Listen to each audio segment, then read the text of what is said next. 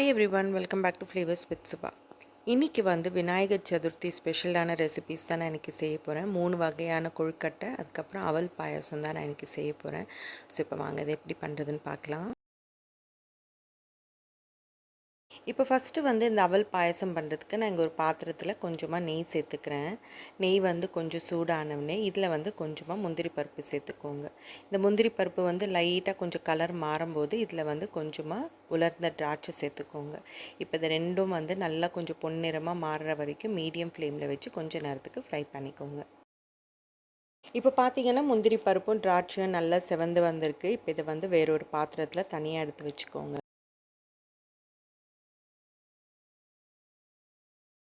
இப்போ நெக்ஸ்ட்டு நல்லா திக்காக இருக்கிற சிகப்பு அவல் எடுத்திருக்கேன். இதுக்கு பதிலாக நீங்கள் வெள்ளை அவல் கூட எடுத்துக்கலாம். இப்போ அதே பேனில் நெய் இருக்கிற அதே பேனில் இந்த சிகப்பு அவலை சேர்த்துட்டு மீடியம் ஃப்ளேமில் ஒரு 2-3 நிமிஷத்துக்கு நல்லா ஃப்ரை பண்ணிக்கோங்க. அந்த அவல் நல்லா பொரிஞ்சு வரணும், அது வரைக்கும் நல்லா ஃப்ரை பண்ணிக்கோங்க.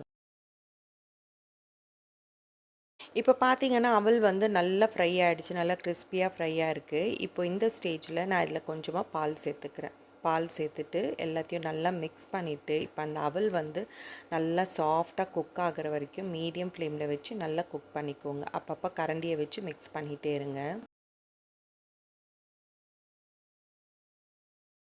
இப்போ பார்த்தீங்கன்னா பால் நல்லா கொதிக்க ஆரம்பிச்சிருச்சு. இப்போ நம்ம வெல்லத்தை கரைச்சிக்கலாம். அதுக்கு நான் இங்கே ஒரு பேனில் கொஞ்சமாக பொடிச்ச வெல்லம் சேர்த்துக்கிறேன்.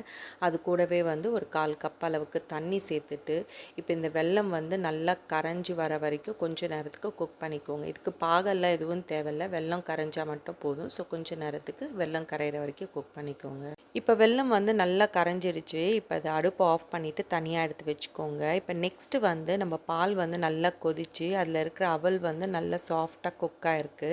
இந்த அளவுக்கு நல்லா சாஃப்டாக குக் ஆனவுடனே இதில் நம்ம கரைச்சி வச்சுருக்கிற வெள்ளைப்பாகை இதில் சேர்த்துக்கோங்க. ஃபில்டர் பண்ணி சேர்த்துக்கோங்க. அப்போ தான் கல், மண், தூசி ஏதாவது இருந்ததுன்னா அது ஃபில்டர் ஆகிடும். இப்போ வெல்லம் எல்லாம் சேர்த்துட்டு எல்லாத்தையும் ஒரு வாட்டி நல்லா மிக்ஸ் பண்ணிக்கோங்க. இப்போ இது கூடவே கொஞ்சமாக உப்பு, அதுக்கப்புறம் ஏலக்காய் பவுடர் சேர்த்துக்கோங்க. நான் ஏலக்காவை சர்க்கரையோட பவுடர் பண்ணியிருக்கேன். ஸோ இப்போ இதை கொஞ்சமாக சேர்த்துட்டு எல்லாத்தையும் ஒரு வாட்டி நல்லா மிக்ஸ் பண்ணிவிட்டு ஒரு நிமிஷத்துக்கு இதை நல்லா குக் பண்ணிக்கோங்க.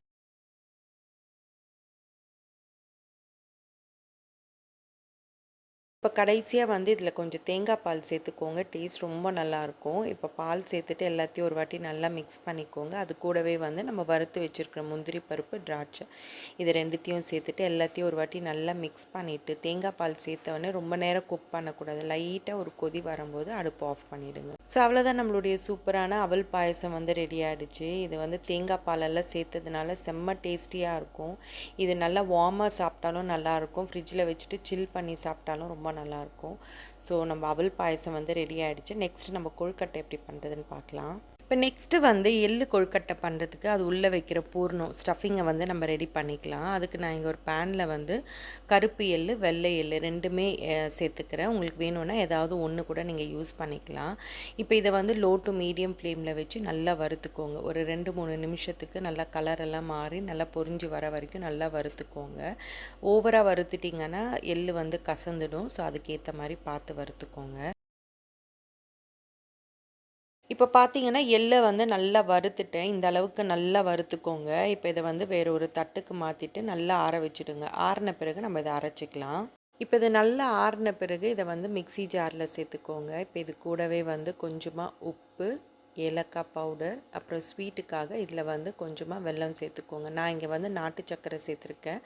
ஸோ இப்போ இதை சேர்த்துட்டு இதை ரொம்ப நைஸாக இல்லாமல் கொஞ்சம் லைட்டாக கொரப்பாக இருக்கிற மாதிரி அரைச்சி எடுத்துக்கோங்க.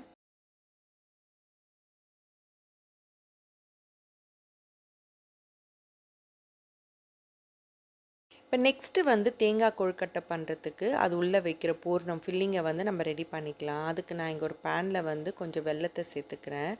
இது கூட ஒரு 1/2 கப் அளவுக்கு தண்ணி சேர்த்துட்டு இதை நல்லா கரைச்சிக்கோங்க. நான் இங்கே 1 கப் அளவுக்கு ஃபுல்லாக வெல்லம் எடுத்திருக்கேன். உங்களுக்கு ஸ்வீட் கொஞ்சம் அதிகமாக வேணும்னா இன்னும் கூட கொஞ்சம் வெல்லம் சேர்த்துக்கலாம்.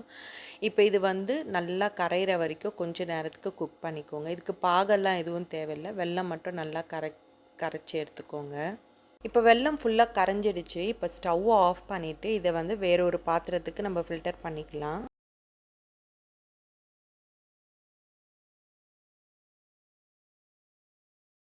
இப்போ வெல்லத்த எல்லாத்தையும் ஃபில்டர் பண்ணிட்டேன். இப்போ இதில வந்து துருவின தேங்காய் கொஞ்சம் சேர்த்துக்கோங்க. துருவும்போது அந்த வெள்ள பகுதிய மட்டும் துருவி சேர்த்துக்கோங்க. இப்போ தேங்காவ வந்து இந்த வெல்லத்தோட நல்லா மிக்ஸ் பண்ணிவிட்டு ஒரு 2 நிமிஷத்துக்கு நல்லா குக் பண்ணிக்கோங்க. மீடியம் ஃப்ளேமில் வச்சு குக் பண்ணிக்கோங்க. இப்போ தேங்காய் வந்து நல்லா சுருண்டு வந்திருக்கு. இப்போ இதில் வந்து நான் கொஞ்சமாக பொட்டுக்கடலைய வந்து பவுடர் பண்ணி வச்சுருக்கேன். அதை வந்து இதில் கொஞ்சமாக சேர்த்துக்கிறேன். இது சேர்க்கறதுனால டேஸ்ட் ரொம்ப நல்லாயிருக்கும். அதே மாதிரி கன்சிஸ்டன்சி அந்த டெக்ஸ்சர் கூட ரொம்ப நல்லாயிருக்கும். ஸோ இப்போ இதை சேர்த்துட்டு இது கூடவே வந்து கொஞ்சமாக ஏலக்காய் பவுடர் சேர்த்துக்கோங்க. அது கூட வந்து கொஞ்சமாக ஒரு சிட்டிகை உப்பு சேர்த்துக்கோங்க. சேர்த்துட்டு எல்லாத்தையும் ஒரு வாட்டி நல்லா மிக்ஸ் பண்ணிவிட்டு ஒரு நிமிஷத்துக்கு நல்லா ஃப்ரை பண்ணிக்கோங்க. இப்போ இந்த அளவுக்கு இந்த கன்சிஸ்டன்சி இருக்கும்போது அடுப்பு ஆஃப் பண்ணிவிட்டு இதை வேறு ஒரு பாத்திரத்துக்கு மாற்றிக்கோங்க. இந்த அளவுக்கு இருக்கும்போது நீங்கள் எடுத்தால் தான் அது ஆறிச்சேன்னா கொஞ்சம் லைட்டாக கெட்டியாகும். எடுக்கும்போதே நல்லா கெட்டியாக எடுத்திங்கன்னா அது ஆறிச்சேன்னா ரொம்ப கல் மாதிரி இருக்கும். ஸோ இந்த அளவுக்கு இருக்கும்போது அதை எடுத்து வேற ஒரு பிளேட்டுக்கு மாற்றிக்கோங்க.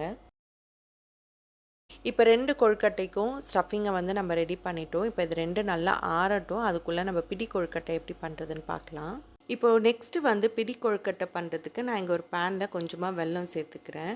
நான் எல்லாத்துலேயுமே மீடியமாக இருக்கிற மாதிரி தான் ஸ்வீட்டு சேர்த்துக்கிறேன். ஒரு வேளை நீங்கள் ஸ்வீட் அதிகமாக சாப்பிட்றவங்களா இருந்தீங்கன்னா கூட கொஞ்சம் சேர்த்துக்கோங்க.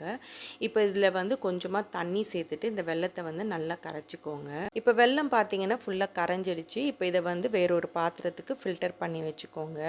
இப்போ ஃபில்டர் பண்ண வெல்ல கரைச்சலை வந்து மெஷரிங் கப்பில் மெஷர் பண்ணிக்கோங்க. இது பார்த்தீங்கன்னா ஒரு 3/4 கப் அளவுக்கு இருக்குது.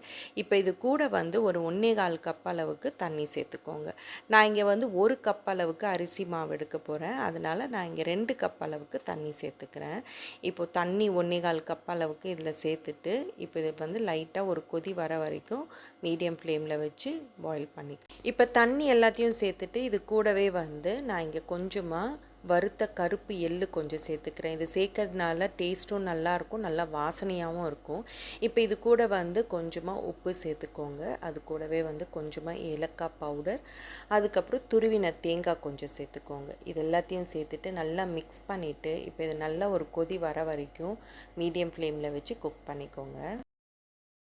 இப்போ தண்ணி வந்து நல்லா கொதிக்க ஆரம்பிச்சிடுச்சு. இப்போ இதில் வந்து கொஞ்சமாக நெய் சேர்த்துட்டு நல்லா மிக்ஸ் பண்ணிக்கோங்க. இப்போ நெக்ஸ்ட்டு வந்து நான் இங்கே 1 கப் அளவுக்கு கொழுக்கட்டை மாவு எடுத்திருக்கேன். நான் யூஸ் பண்ணுறது கடையில் வாங்கின மாவு தான் யூஸ் பண்ணுறேன். இப்போ இந்த மாவை வந்து இந்த கொதிக்கிற தண்ணியில் சேர்த்துக்கோங்க. சேர்த்துட்டு லோ டு மீடியம் ஃப்ளேமில் ஒரு கரண்டியை வச்சு விடாமல் நல்லா மிக்ஸ் பண்ணிகிட்டே இருங்க. அந்த மாவு வந்து எல்லாம் ஒன்றா திரண்டு வர வரைக்கும் அதை விடாமல் மிக்ஸ் பண்ணிக்கோங்க.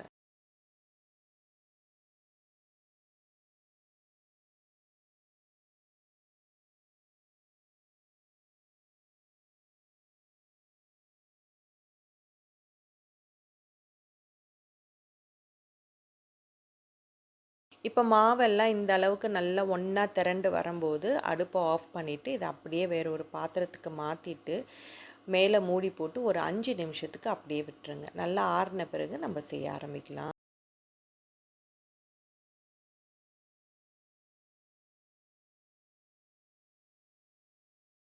இப்போ ஒரு 5 நிமிஷம் கழித்து நான் ஓப்பன் பண்ணுறேன். இப்போ கையில் எண்ணெயோ இல்லை நெய்யோ தடவிட்டு இந்த மாவை வந்து நல்லா மிக்ஸ் பண்ணிக்கோங்க. ஒரு 2 நிமிஷத்துக்கு நல்லா ஸ்மூத்தாக வர வரைக்கும் நல்லா மிக்ஸ் பண்ணிக்கோங்க.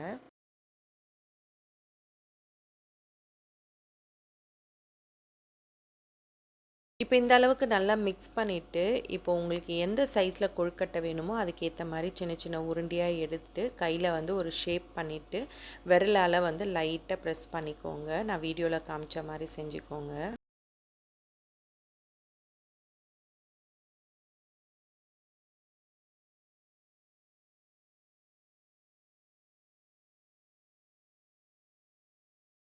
ஸோ இப்போ இதே மாதிரி மற்றது எல்லாத்தையுமே ரெடி பண்ணிக்கோங்க.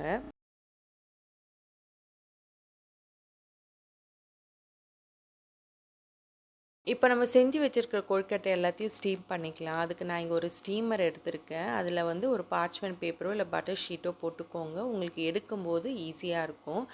ஸோ இப்போ இதில் வந்து நம்ம செஞ்சு வச்சுருக்கிற கொழுக்கட்டை எல்லாத்தையும் வச்சுட்டு அப்படியே அதை ஸ்டீமரில் வச்சுடுங்க. மேலே மூடி போட்டு ஒரு 6லேருந்து 7 நிமிஷத்துக்கு இதை வந்து ஸ்டீம் பண்ணிக்கோங்க. ரொம்ப நேரம் பண்ணாதீங்க. ரொம்ப நேரம் பண்ணிங்கன்னா உங்களுக்கு கொழுக்கட்டை ஆற ஆற அது அப்படியே கெட்டியாக கல் மாதிரி ஆகிடும். ஸோ அதனால் ஒரு 6 7 நிமிஷத்துக்கு இதை ஸ்டீம் பண்ணிக்கோங்க.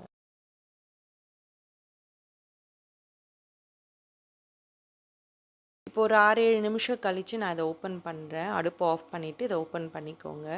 இப்போ பார்த்தாவே உங்களுக்கு தெரியும் எவ்வளோ சாஃப்டாக இருக்குது பாருங்கள். இப்போ இது கொஞ்ச நேரம் நல்லா ஆறட்டும். ஆறின பிறகு இதை வேறு ஒரு பிளேட்டுக்கு மாற்றி வச்சுக்கோங்க.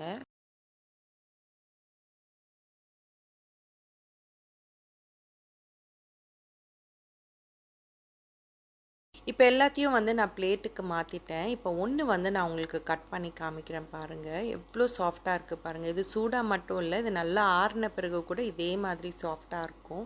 அந்த எள்ளோட டேஸ்ட்டும் சூப்பராக இருக்கும், செம்ம டேஸ்டியாக இருக்கும். இப்போ நெக்ஸ்ட்டு வந்து நம்ம பூர்ண கொழுக்கட்டை எப்படி பண்ணுறதுன்னு பார்க்கலாம்.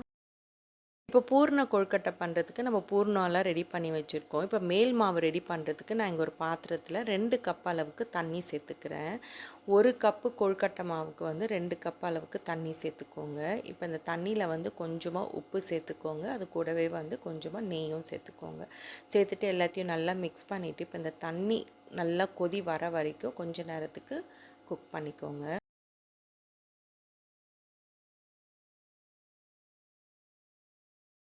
இப்போ பார்த்தீங்கன்னா, தண்ணி வந்து நல்லா கொதிக்க ஆரம்பிச்சிடுச்சு. இப்போ இதில வந்து 1 கப் அளவுக்கு கொழுக்கட்டை மாவு சேர்த்துக்கோங்க. மீடியம் ஃப்ளேமில ஒரு கரண்டிய வச்சு விடாம மிக்ஸ் பண்ணிகிட்டே இருங்க. அது கொஞ்ச நேரத்தில என்ன ஆகும்னா, எல்லாம் மிக்ஸ் ஆகி அந்த மாவு வந்து ஒண்ணா திரண்டு எல்லாம் ஒண்ணு சேர வரும். அந்த டைமில அடுப்ப ஆஃப் பண்ணிவிட்டு, அந்த மாவை வந்து வேற ஒரு பாத்திரத்துக்கு மாத்தி வச்சுக்கோங்க.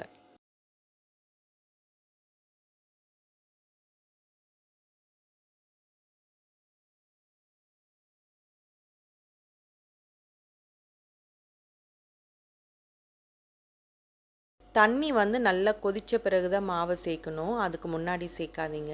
இப்போ இதெல்லாம் ஒன்றா திரண்டு இந்த மாதிரி வந்த பிறகு இப்போ இதை வந்து வேற ஒரு பாத்திரத்துக்கு மாற்றி வச்சுக்கலாம்.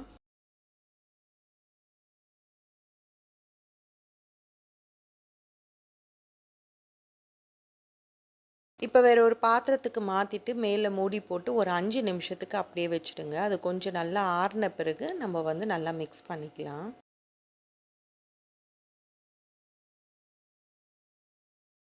இப்போ ஒரு 5 நிமிஷம் கழித்து நான் ஓப்பன் பண்ணுறேன். இப்போ கையில் வந்து கொஞ்சம் எண்ணெயோ இல்லை நெய்யோ நல்லா தடவிட்டு இப்போ இந்த மாவை வந்து ஒரு 2, 3 நிமிஷத்துக்கு நல்லா மிக்ஸ் பண்ணிக்கோங்க. அது நல்லா சாஃப்டாக ஸ்மூத்தாக வர வரைக்கும் நல்லா மிக்ஸ் பண்ணிக்கோங்க.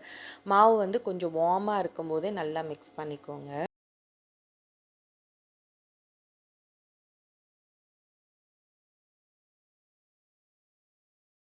இப்போ எள்ளு கொழுக்கட்டை பண்ணுறதுக்கு நான் இங்கே ஒரு சின்ன உருண்டை எடுத்திருக்கேன். இப்போது கையில் எண்ணெயோ இல்லை நெய்யோ நல்லா தடவிக்கோங்க. அப்போ தான் உங்களுக்கு ஒட்டாமல் இருக்கும். அதே மாதிரி நீங்கள் பண்ணுற கல்லில் கூட கொஞ்சம் நெய்யோ இல்லை எண்ணெயோ தடவிக்கோங்க. இப்போ ஒரு சின்ன உருண்டையை எடுத்து கையால் வந்து லைட்டாக வந்து சர்க்கிளில் ஒரு சின்ன சர்க்கிளாக வந்து தட்டிக்கோங்க. மிடில் வந்து கொஞ்சம் திக்காக வச்சுக்கோங்க. ஓரத்தில் வந்து கொஞ்சம் தின்னாக வச்சுக்கோங்க. இப்போ இந்த மாதிரி நல்லா தட்டிட்டு இப்போ இதை கையில் எடுத்து நடுவில் வந்து நம்ம செஞ்சு வச்சுருக்கிற அந்த எள்ளு பூர்ணத்தை வந்து உள்ளே வச்சுடுங்க. உள்ளே வச்சுட்டு 2 சைடும் வந்து நல்லா அந்த எட்ஜஸை வந்து நல்லா ப்ரெஸ் பண்ணிக்கோங்க. நான் வீடியோவில் காமிச்ச மாதிரி செஞ்சுக்கோங்க.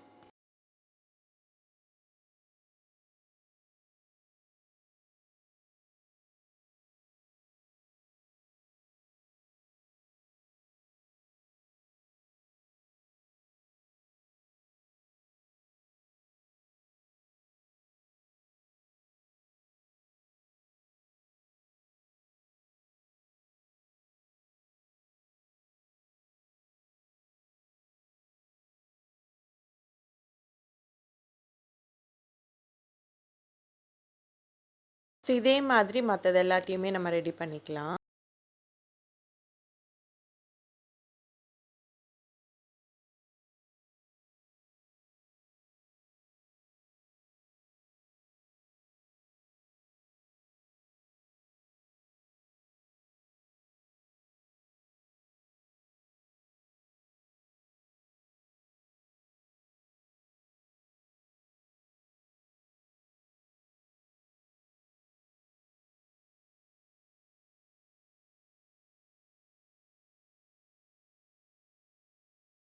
இப்போ தேங்காய் பூரண கொழுக்கட்டைக்கு வந்து அதே மாதிரி ஒரு சின்ன உருண்டை மாவு எடுத்துக்கோங்க.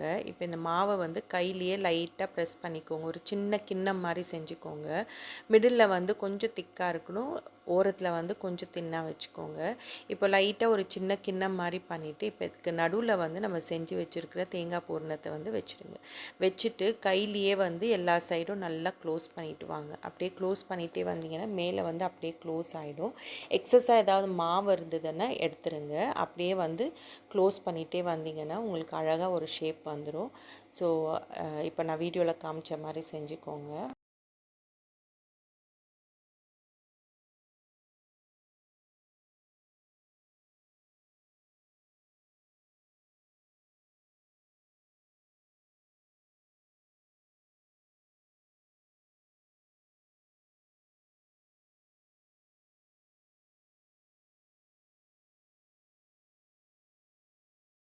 இப்போ இந்த மாதிரி செஞ்சுட்டு இதை வந்து ப்ளெயினாகவும் விடலாம். இல்லைன்னா உங்களுக்கு ஏதாவது டிசைன் வேணும்னா ஒரு பட்டர் நைஃப் எடுத்துகிட்டு சைட்ஸில் அந்த கொழுக்கட்டை சுற்றியும் வந்து ஒரு லைன் மாதிரி போட்டுக்கோங்க. அது பார்க்குறதுக்கு அழகாகவும் இருக்கும்.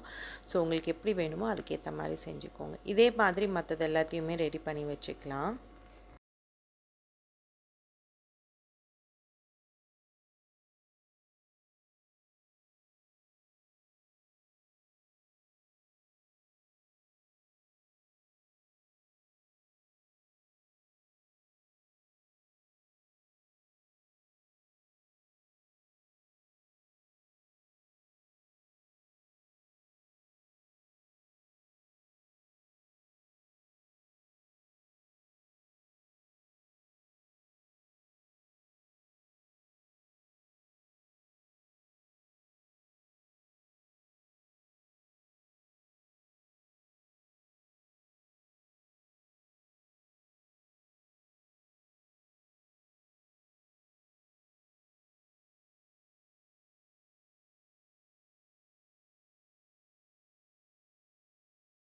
லைன் போடும்போது ரொம்ப ப்ரெஸ் பண்ணிடாதீங்க. லைட்டாக ப்ரெஸ் பண்ணுங்க. அப்போ தான் உங்களுக்கு வந்து உள்ளே இருக்கிற பூர்ணம் வந்து வெளியில் வராமல் இருக்கும். ஸோ இதே மாதிரி எல்லாத்தையும் ரெடி பண்ணிக்கோங்க. எல்லாத்தையும் ரெடி பண்ணிவிட்டு நான் ஸ்டீமருக்குள்ளே வச்சுட்டேன். நீங்கள் பண்ணும்போது 2 பேட்சாக ஸ்டீம் பண்ணிக்கோங்க. நான் எல்லாத்தையும் ஒரே பேட்சில் பண்ணதுனால கீழே இருக்கிறதெல்லாம் வந்து கொஞ்சம் அமுங்கிடுச்சு. ஸோ நீங்கள் பண்ணும்போது 2 பேட்சாக வந்து ஸ்டீம் பண்ணிக்கோங்க. ஸோ இப்போ இதை வந்து மீடியம் ஃப்ளேமில் ஒரு 8 நிமிஷத்துக்கு இதை ஸ்டீம் பண்ணிக்கோங்க. ஸோ அவ்வளோதான், நம்மளுடைய எல்லா கொழுக்கட்டையும் ரெடி ஆகிடுச்சு. பிடி கொழுக்கட்டை, எள்ளு கொழுக்கட்டை, அப்புறம் தேங்காய் பூரண கொழுக்கட்டை எல்லாமே ரெடி ஆகிடுச்சு. எல்லாமே செம்ம டேஸ்டியாக இருக்கும். அதே மாதிரி அவல் பாயசமும் ரொம்ப ரொம்ப நல்லாயிருக்கும். அந்த கோக்னட் மில்கெல்லாம் போட்டதுனால செம்ம டேஸ்டியாக இருக்கும். ஸோ இதே மாதிரி நீங்களும் எல்லா கொழுக்கட்டையும் செஞ்சுட்டு பாயசமும் செஞ்சு இந்த விநாயகர் சதுர்த்தி சூப்பராக கொண்டாடுங்க. ஸோ இதோட இந்த வீடியோ முடியுது. நெக்ஸ்ட்டு வேறு ஒரு இன்ட்ரெஸ்டிங்கான வீடியோவோடு உங்களை பார்க்குறேன். என்னோடய வீடியோஸ் எல்லாம் உங்களுக்கு பிடிச்சிருந்ததுன்னா மறக்காமல் ஃப்ளேவர்ஸ் வித் சுபாக்கு ப்ளீஸ் சப்ஸ்கிரைப் பண்ணுங்கள் அண்ட் ஷேர் பண்ணுங்கள். தேங்க்யூ.